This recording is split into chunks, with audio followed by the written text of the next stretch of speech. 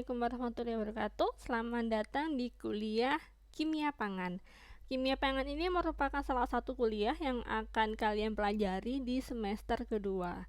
Nah, di kuliah perdana kali ini kita hanya akan sekedar perkenalan saja sebenarnya kimia pangan itu ngapain aja sih.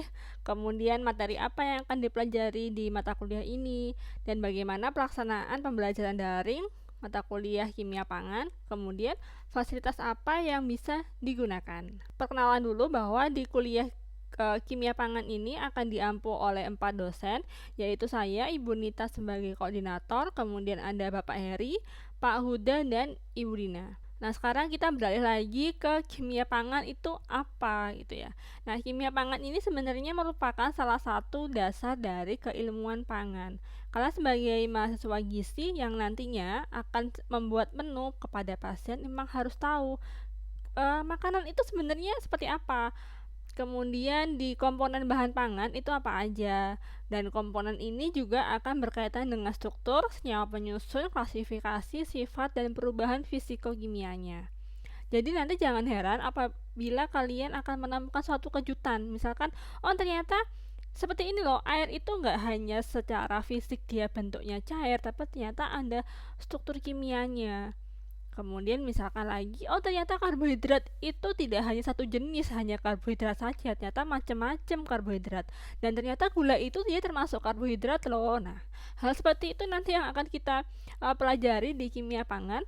Selain itu nanti kita akan juga mempelajari terkait dengan fenomena di bahan pangan. Misalkan adalah oh, ternyata bahan pangan itu bisa mengalami keteringkan. Mengapa hal itu bisa terjadi? Mengapa roti dengan kandungan gula tinggi berwarna lebih coklat daripada roti dengan kandungan gula merah? Kemudian mengapa brokoli bisa berubah warna saat dimasak? Mengapa aroma kopi bisa berbeda-beda? Kopi yang dari Sidikalang dan kopi yang ada ditanam di Gunung Raung ternyata aromanya berbeda. Mengapa juga apel setelah dikupas dia berwarna menjadi coklat? Nah, hal itu penting sekali bagi kalian untuk mempelajarinya karena nanti kalian akan menentukan karakteristik gizi dari setiap bahan pangan dan juga menentukan pengolahan yang tepat. Jadi misalkan sama-sama sumber protein, antara kedelai dengan daging mereka merupakan sumber protein, tapi cara mengolahnya pasti akan berbeda. Kemudian misalkan kalian pasien membutuhkan makanan yang bersumber protein atau tinggi protein, kalian akan bisa menentukan oh nanti yang saya gunakan adalah bahan pangan ini karena kandungan proteinnya tinggi. Nah, begitu. Terkait dengan kuliah dilaksanakan selama 50 menit atau 1 SKS. Kemudian nanti minggu ini bersama dengan saya terlebih dahulu hanya sekedar pendahuluan saja, hanya sekedar pengenalan. Selanjutnya nanti materi air dan lipid atau lemak nanti akan diampu oleh Pak Heri. Selanjutnya ada karbohidrat dan protein, ini akan diampu oleh Ibu Dina. Selanjutnya ada enzim, mineral, dan vitamin dengan Pak Huda. Dan terakhir adalah pewarna, flavor, dan bahan tambahan pangan nanti terakhir bersama dengan saya. Materi praktikum 2 SKS atau setara dengan 120 menit. Nanti untuk praktikum akan dibantu oleh teknisi yaitu Pak Sarifudin. Dengan materi nanti ada kadar air, AW, dan lemak dengan Pak Heri, kemudian karbohidrat dan protein dengan Ibu Dina, enzim, mineral, vitamin dengan Pak Huda, pigmen, flavor, dan bahan tambahan pangan bersama saya, dan nanti terakhir ada ulasan praktikum juga bersama saya. Apabila tadi kuliah ada 14 pertemuan, maka untuk praktikum hanya ada 13 pertemuan. Nah, untuk praktikum ini masing-masing dosen nanti juga akan memberikan instruksi lebih detail terkait dengan praktikum daringnya.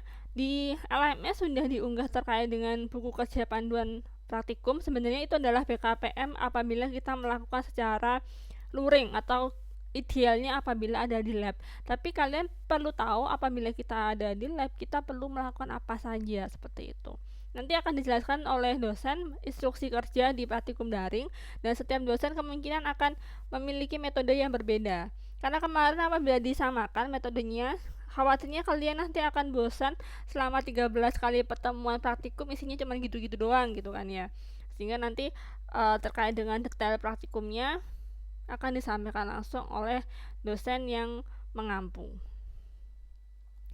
Nah, di pembelajaran daring kimia pangan ini perlu disiapkan beberapa fasilitas, misalkan seperti LMS ini adalah alamatnya e-learning.polij.ac.id. Di LMS ini kalian bisa melihat pengumuman dari setiap mata kuliah, kemudian bisa melakukan diskusi, kemudian ada kuis dan tugas itu menggunakan fasilitas LMS. Dan juga apabila ada tatap muka virtual itu bisa menggunakan Zoom atau Google Meet. Jadi kalau menggunakan Zoom memang harus install aplikasinya di laptop maupun di handphone. Kemudian kalau untuk Google Meet, apabila kalian menggunakan laptop bisa langsung browser di web browsernya, itu bisa menggunakan contohnya Mozilla atau Chrome, nanti tinggal klik di linknya langsung bisa masuk. Tapi apabila kalian menggunakan handphone itu perlu install aplikasi Google Meet. Untuk video ini nanti akan diunggah di YouTube atau mungkin di Google Drive bisa, dan linknya akan juga ditaruh di LMS. Diskusi selain di LMS juga bisa menggunakan WhatsApp Group. Presensi merupakan salah satu parameter yang penting untuk diketahui oleh kalian. Jadi presensi ini nanti akan dibuka mulai pukul 7 pagi hingga pukul 5 sore. Memang ini menghindari misalkan di kalian ada yang terlalu fokus di kuliah sama praktikum sehingga lupa presensi, kalian masih bisa presensi di luar jam praktikum atau jam kuliah. Namun apabila kalian lupa tidak presensi di LMS, diharapkan kalian memiliki bukti kehadiran selama kuliah dan praktikum daring. Jadi silahkan ketika kuliah dan praktikum daring, ketika masuk kelas silahkan dibuka videonya, kemudian kalian bisa merekamnya dan sebagai bukti bahwa kalian benar-benar mengikuti dari kuliah dan praktikumnya. Karena apabila tidak ada dari presensi di LMS dan tidak ada bukti kehadiran, nanti kalian akan dianggap tidak masuk. Bukti kehadiran yang lain bisa saja dalam bentuk aktifan ketika kalian bertanya, kemudian aktif dalam diskusi seperti itu. Jadi mohon benar-benar kalian bisa mengikuti kuliah dan praktikum dengan baik. Nah, apabila ada perubahan jadwal, nanti dari segi presensinya juga akan dirubah. Di presensi di LMS sudah ada presensi kuliah dan praktikum, kalian bisa cek, bisa masuk ke bagian presensi kuliah dan praktikum atau tidak. Nah, apabila kalian ada kendala terkait dengan pelaksanaan kuliah dan praktikum kimia pangan, kalian bisa menghubungi dosen dan teknisinya. Jadi kalau urusannya dengan kuliah itu hubungi dosennya. Kemudian apabila ada urusan sama praktikum, misalkan seperti presensi dan sebagainya, nanti kalian bisa menghubungi Bapak Syarifuddin, gitu ya. Terima kasih, sampai jumpa lagi di pertemuan selanjutnya.